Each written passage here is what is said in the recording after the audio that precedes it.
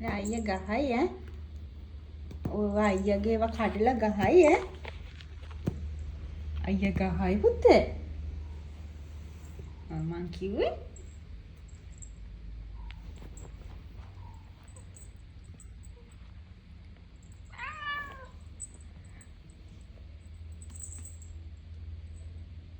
අයියත් ගහනවා මල්ලි.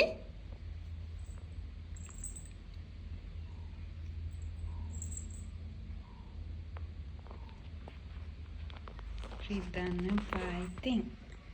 සිද්ධාන්න fighting අයියා පාවුනේ. අයියා වෙනස්කම් කරනවද ඔයාට?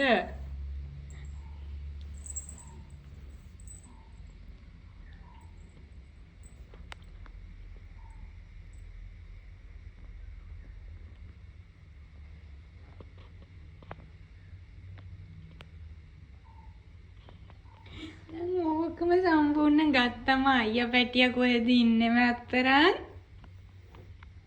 ඈනේ. දැන් අයියට ඉන්න ඉඩ නෑනේ. මී බලන්නේ නැට්ටක් දාලා යාගේ මූණට. දැන් අයියා පැටියට ඉන්න ඉඩ ඇත්තෙම නෑනේ. පවුනේ අයියා පැටියා. ඔයා මේ ඔක්කොම අරගත්තාම අයියා චුට්ටක් ගහන එකත් සාධාරණයි ඉතින්. අයියා චුට්ටක් ජෙලස් වෙන එකත් සාධාරණයි. මේ මල්ලිය ඔක්කොම ගන්නනේ හදන්නේ. අනේ අයියාට දුක හිතුණාද? අනින්න ඉන්න මණිකේ යන්න අප්පා. ඔමි. ඒයි අයියා කලින්ම හිටිය දන්නේ. සරදාන්නේ අයියාට. පාවුනේ අයියා. චුටිනේ අයියා.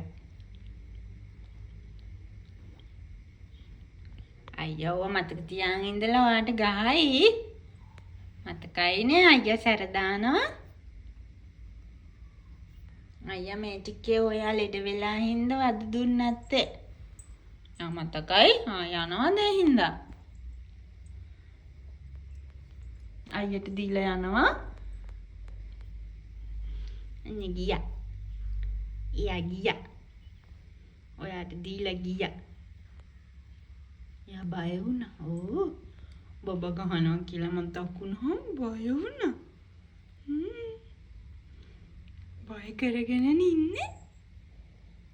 චූටි බබා බය කරගෙන ඉන්නේ.